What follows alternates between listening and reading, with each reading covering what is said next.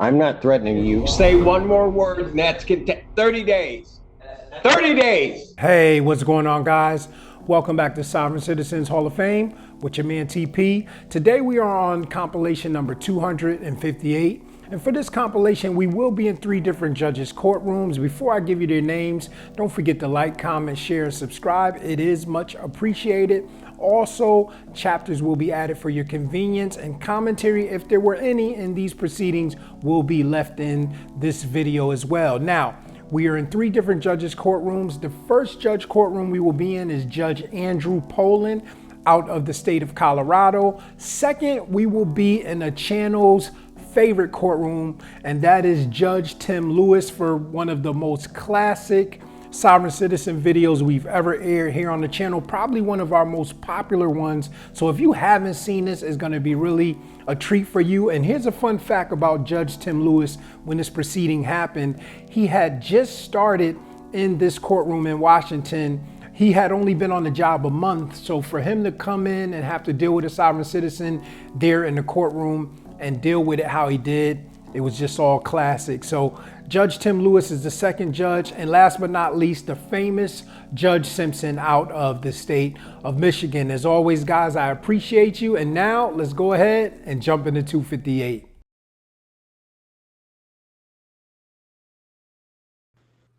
Court's going to call case number 23 CR 884, People versus Michaela Mayberry. I'll take entries starting with the people. Amanda Becker for the people.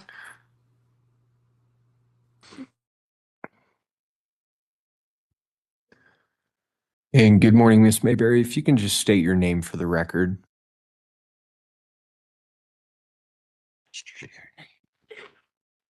Oh, Your Honor, I respectfully appear by special limited appearance as the living woman, Michaela Mayberry. Okay. This matter was set for a jury trial back in February, and Miss Mayberry failed to appear. We need to get this reset for trial. And how many days were we setting this for? It was set for 5 days. Your Honor, the people do have a motion for non-testimonial ID that is pending, as well as a motion for added counts that would qualify for PH. Okay.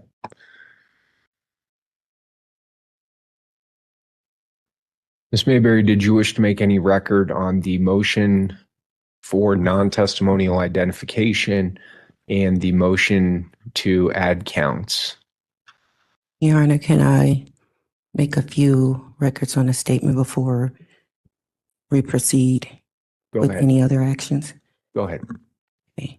As mentioned, I respectfully appear by special limited appearance as the living woman, Michaela Mayberry. I must first place a few matters on the record before any other actions proceed, as these are fundamental to my understanding and peace of mind, and I speak them in good faith and honor. Okay, go ahead. Okay. I'm here today propria persona, not pro se. I am not representing a legal fiction, and I do not voluntarily submit to any roles presumed upon me under any administrative titles or statutes. I reserve all of my rights without prejudice under UCC 1-308 and demand that none be waived knowingly or unknowingly, as I do not consent to any contracts or jurisdictions not fully disclosed and agreed upon. Notice was already served, including IRS Forms 2848 and 56, formally revoking any presumed power of attorney and relationships that may have been assumed by this court or its officers.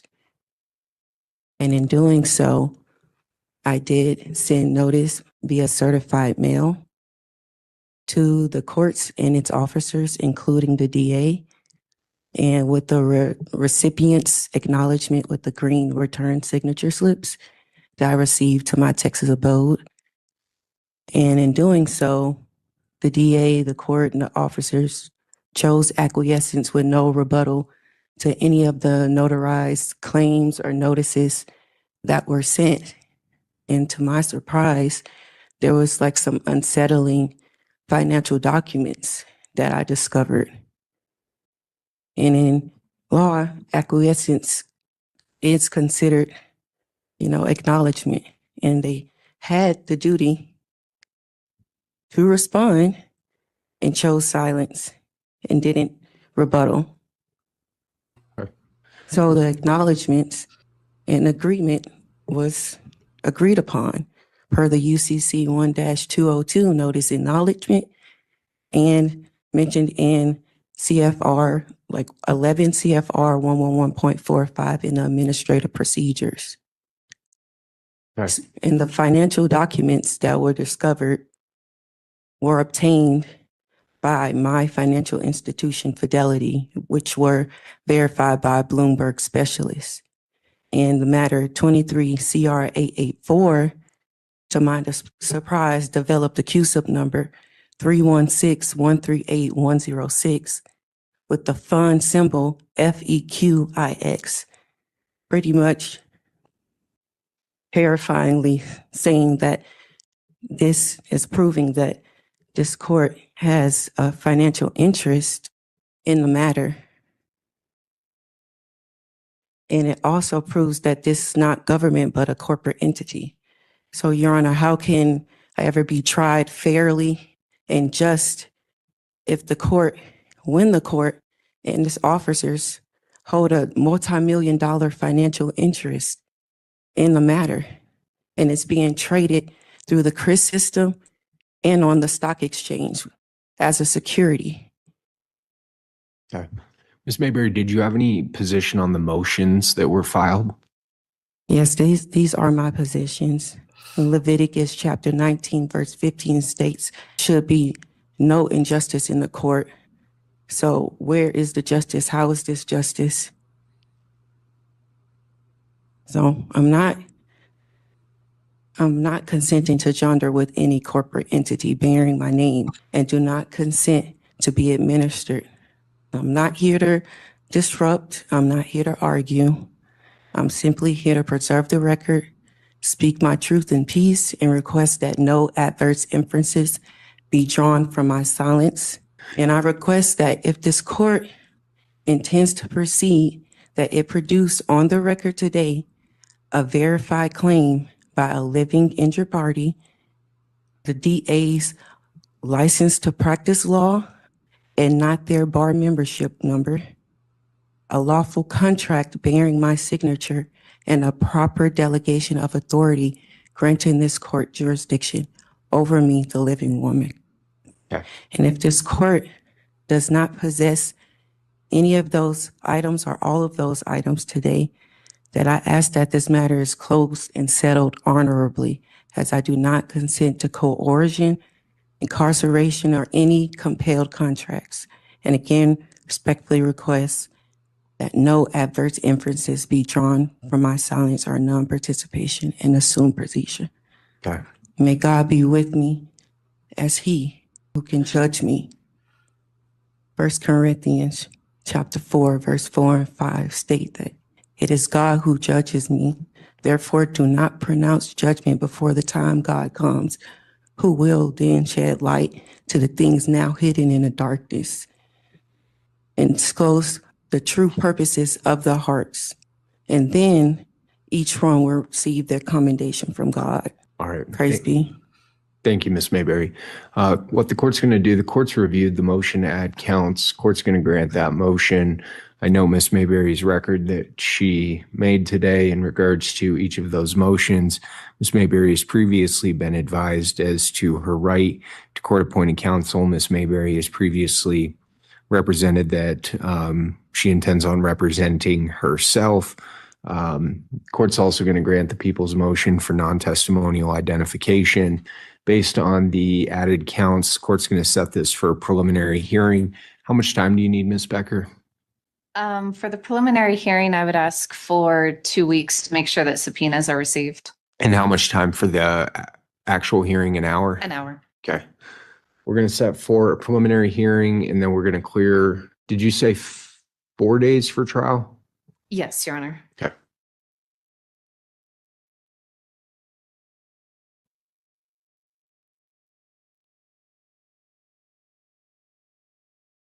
June 2nd at 1, for motion, for preliminary hearing. That works for people. Just trial.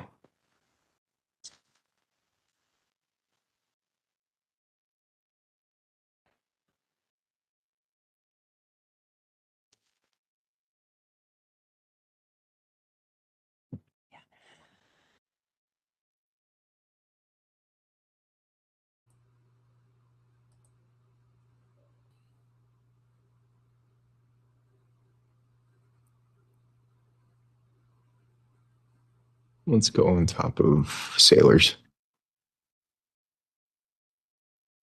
Unless Ms. Becker's on that.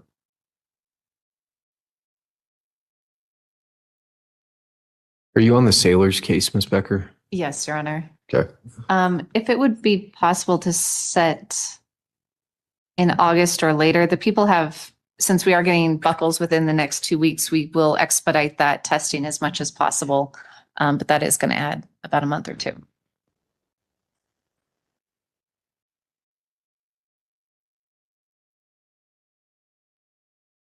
August 24th through the 27th.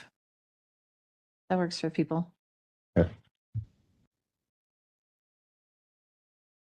All right. Anything else from the people? Not for people. All right. We'll be in recess. Thank you. Your Honor, so sorry, before we finish, so the people, since Ms. Mayberry is pro se, will have the detective in this case go to the jail with his body worn camera, and he will do those buckle swabs at the jail under video. Understood. Your Honor, I'm not pro se, I'm propria persona. And I asked the court if they had any of those documentations today. I'm respectfully denying the request that they produce those documents today. You've made your record, but I'm not going to grant that request. All right. So is this court not dealing justly? I'll let everyone make their record, Ms. Mayberry. We'll see you at the next court date. We'll be in recess.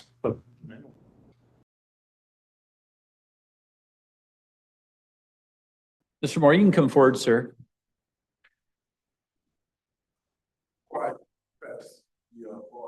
Yeah. Oh. Okay. Are you Sherman Moore? I am not. You're not. Okay. And so are you appearing on Mr. Moore's behalf? Yes, Okay. I am, yes, here for that matter to handle the matter that's at hand. Okay. And are you an attorney, sir? I am the attorney, in fact, for the said name at hand here. Okay. So you are an attorney representing Sherman Moore? Yes, I will be handling the case for Mr. Moore. Okay. And are you licensed by the state of Washington to practice as an attorney? I am not licensed or a bar member or a lawyer or anything of the such, but I am here as a beneficiary executive for the said name. Okay, let me, before I respond, let me see if the city takes any position. Mr. Gunderson, is the city taking any position on the representation of Mr. Moore in this matter? I don't even know if you're appearing on behalf of the city in this matter. Good morning, Your Honor. Will Gunderson, prosecuting for the city. Your Honor, the city does typically appear for the contested hearings in which officers have been subpoenaed. Was an officer subpoenaed in this matter? Yes. Your Honor, the officer is present. Officer Berglund is here.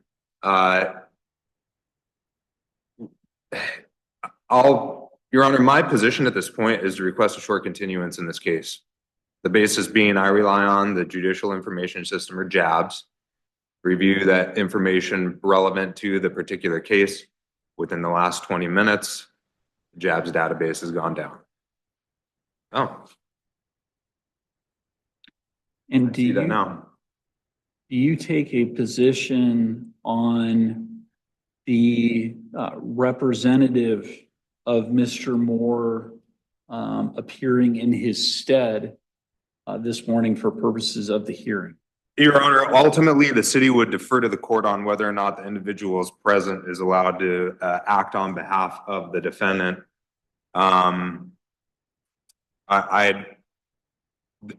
To cut to the chase, Your Honor, this sounds like it might be a sovereign citizen type of situation. I don't know if the individual that is seated here is in fact the defendant, or if he is a completely separate person, separate and apart from the defendant that was pulled over at the time this incident took place. So that is a red flag, so to speak, or a question mark that does get raised in the city's mind, for which the city does believe that a further inquiry by the court may be appropriate. But ultimately, Your Honor, with regards to any representation, city will defer to the court. All right. Thank you, Mr. Gunderson. So, sir, I'm going to ask you to identify yourself for the record, please. I am one of the people, I'm sorry? one of the people. Okay. Are you or have you been previously named or identified by the state of Washington as Sherman Moore? I am not Sherman Moore, Okay. the entity in which you speak of. Okay. And do you have any relationship to Sherman Moore? I am just the beneficiary of that name. Okay. Well, the problem that we have here is that at this point, based upon the record that I have before me, sir, you are not authorized to represent Mr. Moore as an attorney in this matter because you are not a licensed attorney by the state of Washington. And at this point in time, based on the record, Mr. Moore has not appeared in. Oh, he's right here, sir. Sherman Moore is right here. The name in which you speak, he's right here, sir. Well, that, for the record, you're holding up a piece of paper.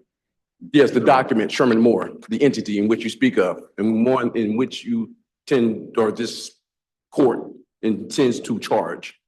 So I am just the beneficiary of said entity. That is all. And that's why I'm here. So basically, I'm trying to find out the nature of said charges that pertain to said name. Sure, certainly. Is this a criminal or a civil matter is what I'm trying to figure out here, sir. This is a civil matter. So Sherman Moore, or an individual identified as Sherman Moore, was issued an infraction here in the city of Lakewood on September 5th, 2024, and was ordered to respond to the issuance of that infraction, which it appears that he did, and requested a contested hearing in which he is asking to challenge the evidentiary sufficiency of the information relied upon by the issuing officer who issued the infractions or the issuance of those infractions. But by requesting that hearing, Mr. Moore, or the individual who was issued the infraction named Sherman Moore, indicated that he would appear in person as a living person here in court. And the problem that I have at this point in time is that based upon the record that I have before the court, Mr. Moore has not appeared as a living, breathing human being in this court in response to his request for a hearing. I am simply just a man on the land that is here on behalf of that name as the beneficiary for that name. I understand that. But at this point, There's a claim being made. So therefore, like I said, I'm just here to understand the nature. You say it's a civil, so where is the verified complainant for said charges? the verified complainant is the city of Lakewood, represented by the attorney on behalf of the city, who is seated in the courtroom to your left, appearing down to my right. And Mr. Gunderson, I'm just going to ask you to formally identify yourself for the record. Thank you, Your Honor. Will Gunderson, prosecuting for the city. I am licensed to practice law in the state of Washington. My bar number is 46991. So the plaintiff in this case is the city of Lakewood. They are appearing here this morning through counsel, or this afternoon through counsel. It also appears that the officer who issued the infraction to Mr. Moore is also present in court in response to the subpoena that was issued for his appearance. It appears that the only individual who has failed to appear for this hearing is the respondent, Sherman Moore. And so at this point in time, with the matter having been on the calendar at 10:30 a.m., it's now 12:04 p.m. Given that Mr. Sherman Moore has not appeared in person for this hearing, pursuant to the rules for infractions in Washington courts, the court will find that Mr. Moore has failed to appear. and will enter a finding of committed to each of the 5 infractions. And I believe that concludes our court's calendar for today. So thank you all very much. At this point in time, the court will be at recess. Understood, Judge. Oh yeah, I'll do it in the, yep. All right. Court is in recess. So are we continuing or what's?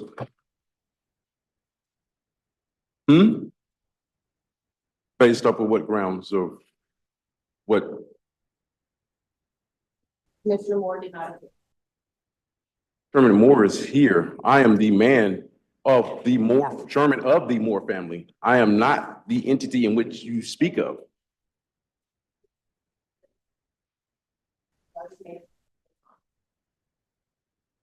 What?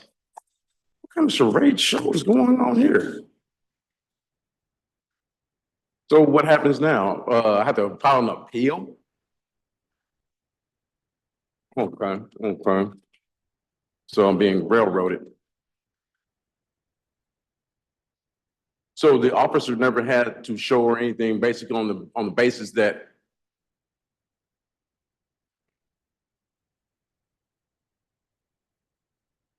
so the witness or the subpoena had never had to, I never got to cross-examine.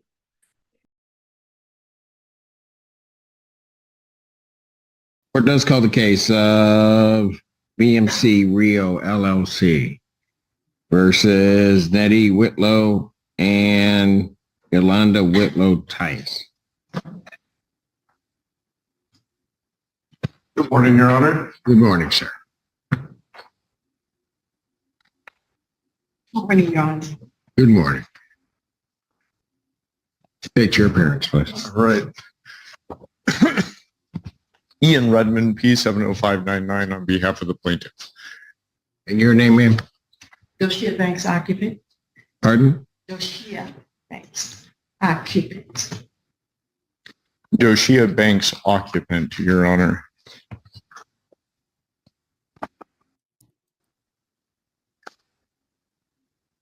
Okay. So you're not Miss Whitlow? No.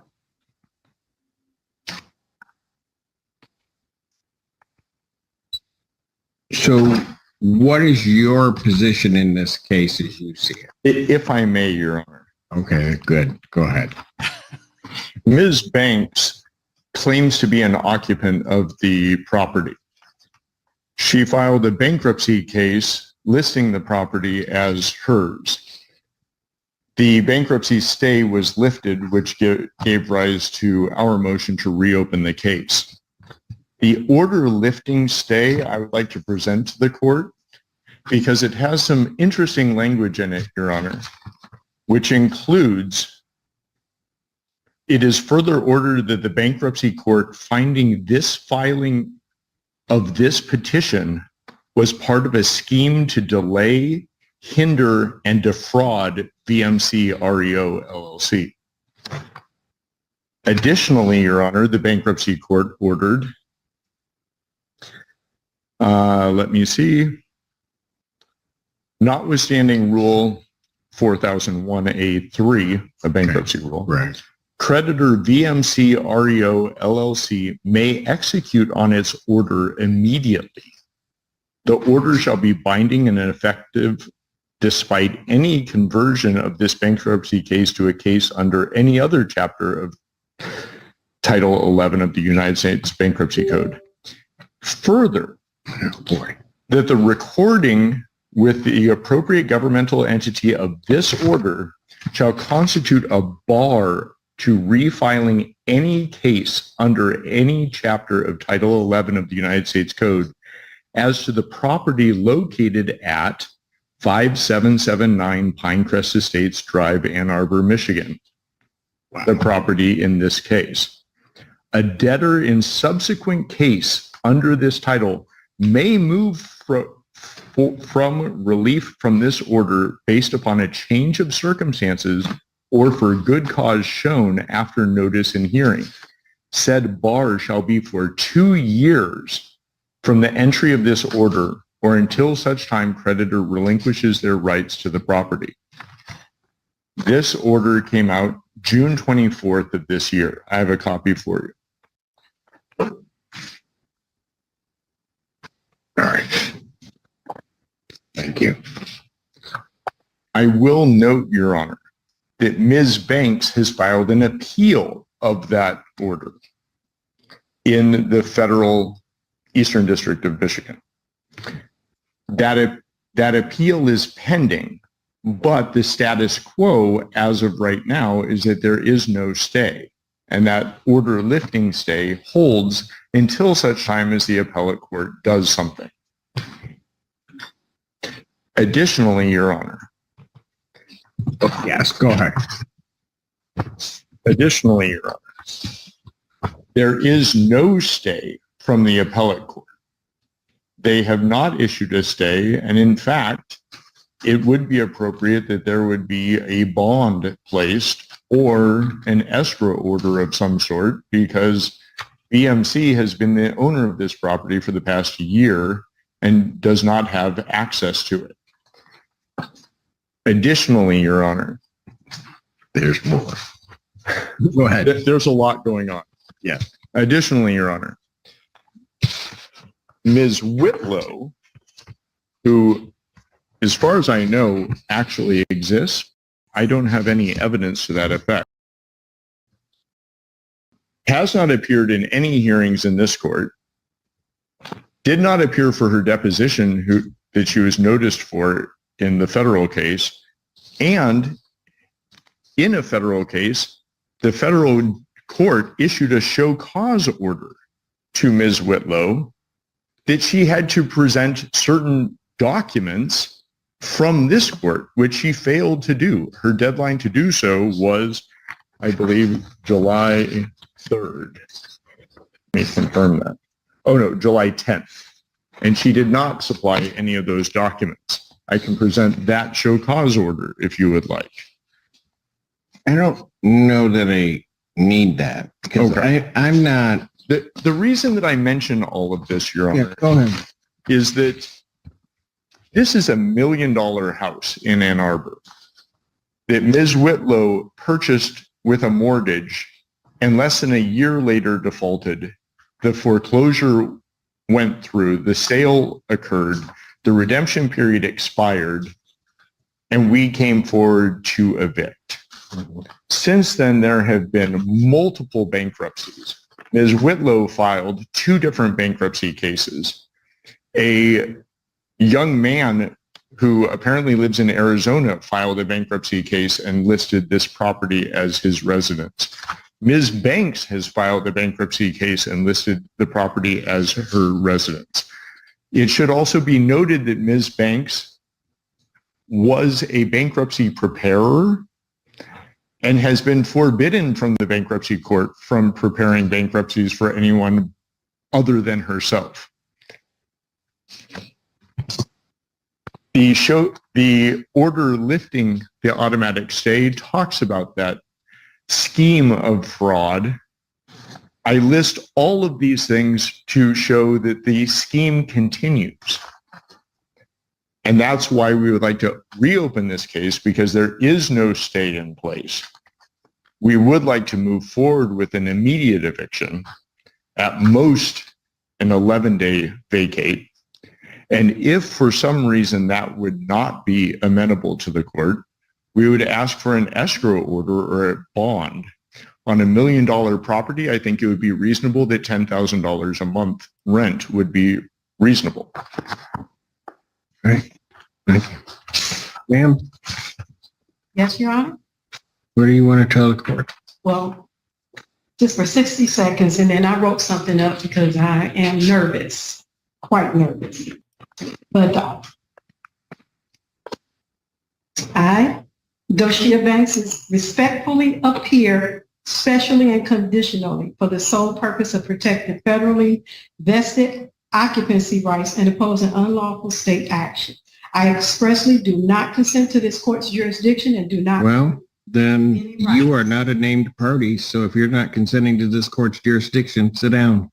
Oh, You can Go, because you're not a named party. I have a lease. You are not a named party on this. You may have a lease with someone else, and No, then I have you a can lease go with- challenge it. With who? With Whitlaw. Ms. Then Whitlaw. you need to go against Miss Whitlow. Pardon me? Then you may need to go against Miss Whitlow. But if you're not consenting to the jurisdiction of this court, you might as well just sit down. You are not a named party. I do not have to hear from you. Oh, I see. So I need to, I don't know what you need to do, but well, let me respond. to what? You're not consenting to the jurisdiction of this court. That I stated that I'm not, I lost my spot, not consenting to this court's jurisdiction. So So you are consenting to this court's jurisdiction. at this moment. Well, no, it doesn't work that way. To say, well, now it's okay, and then not later say no. Okay. You know what? Here's the problem. You've not filed anything with this court. No. So I don't know why, on those grounds, why I'm hearing from you. Okay.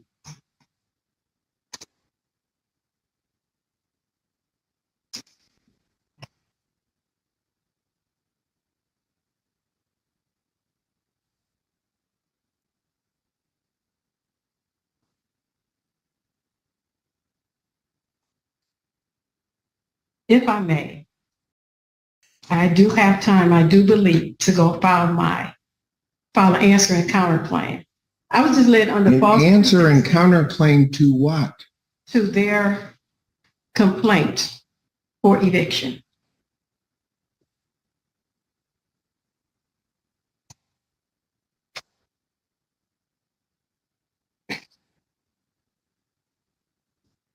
You have a lease with, allegedly, with Miss Whitlow. Correct. Then that is who you need to pursue it against, Okay. And or whatever the heck you're doing. well, Because you don't have, there is no privity of contract to the extent there would be, or relationship as between the plaintiff in this case and you. okay, I'm not really understanding, but Well, let me put it a little bit more simpler. If I grant the relief of the plaintiff in this case and grant an order of a judgment and an order of eviction in Okay. 10 days, okay, any claim of your interest in that property, you have to go after the Whitlows because that's the only person you have a contract with. Allegedly have a contract with. okay. No, there is an actual contract. I don't know that, ma'am. We've actually been. I don't know that. Okay. I know you don't know that 'cause it's not before you. Correct. I see. I see. So basically the notice of removal that the Whitlows did, They are not here. I don't know. I have documents that are not, that they filed with this court that are not signed. So I don't have to accept them. She has not appeared before this court, or they have not appeared before this court. And so as far as I'm concerned, any relief they're requesting, I can, and as of right, ought deny, and it should be denied also on the merits of whatever their motion is. But I can deny it because they're not here. okay.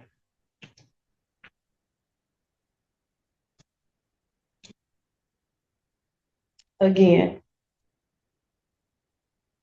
stating to me, I want to make sure I'm clear that my issue is with the Whitlows, not with VMC. Ma'am, I am not giving you legal advice. No, I You're don't- telling me that you have a contract. I do not know that you have a contract, but if you wish to enforce that contract, that's who you're going to have the issue with. You're not going to have the issue with the plaintiff in this case because they have right to own the property. Okay.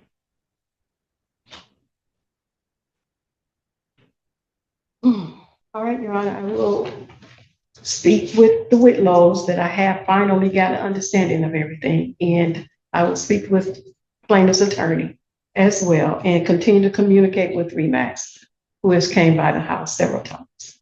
All right. Based upon the representation of counsel, I'm going to grant their motion to reopen this case. I'm going to issue a judgment in the plaintiff's favor for possession with a writ to issue 10 days of my signing. Should the matter be appealed, also contained in that judgment in order, the appeal bond I would set at this time at a rental rate or a rate, and I have looked at the property which is involved in this matter, and it is a significant property. I don't think the $10,000 a month quite does it based upon my calculations. So any appeal bond would be set in the amount of $15,000 per month that would need to be paid to maintain the appeal.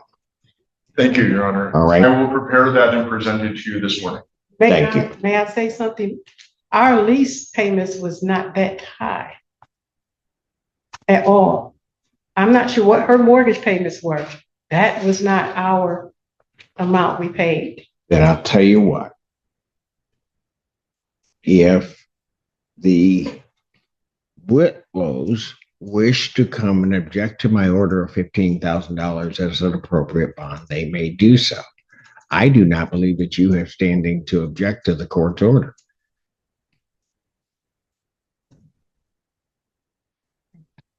Thank you.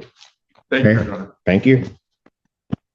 Well, guys, we've come to the end of this proceeding, and definitely a whole lot of stuff is going on here with Miss Banks. The fact that she's alleging that she has this lease with the Whitlows, which it seems like nobody has heard from for quite a while, and I'll touch on that in a second. But we see, she wanted to do the whole I don't consent to jurisdiction, but Judge Simpson made her change her mind on that really quickly. As the lawyer highlighted, there's obviously some type of bankruptcy scheme going on here for her to have filed a bankruptcy using that address. Some young man living in Arizona, the Whitlow lady twice. Something definitely is a little off here. The lawyer said she's not even allowed to write bankruptcies for other people, only for herself. But they may have to reconsider that and not even allow her to write them for herself. But I get why they do. But the whole fact that whoever Whitlow is, the Whitlows haven't been seen or shown up.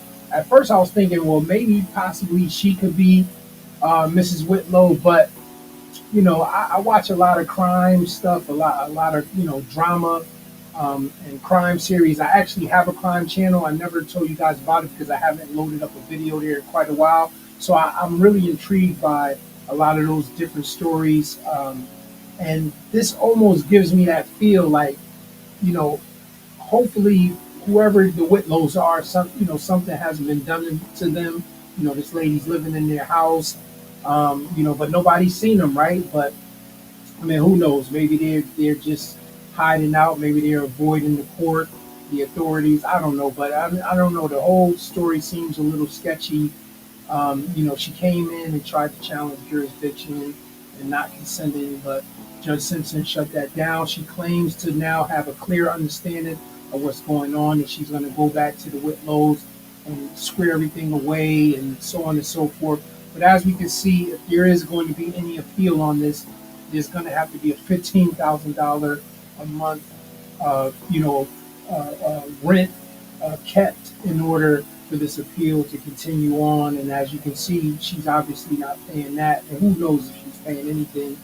But this is a very interesting case. I'm definitely going to try to keep up with this and follow this because I want to see what ends up happening in this case, and I want to know what's going on with the Whitlows, if they're going to show up or just keep not being around, because to me, if that becomes the case or is the case, then that's a huge red flag here. But with that being said, guys, as always, thank you for joining me here on Sovereign Citizens Hall of Fame. It is always a pleasure having you guys. Don't forget to comment, like, subscribe, share. I truly do appreciate it. And with that being said, guys, once again, this is Sovereign Citizens Hall of Fame. And for now, guys, Sovereign Citizens Court is adjourned. I appreciate you guys. See you guys soon. God bless. I'm not threatening you. Say one more word, and that's 30 days. 30 days.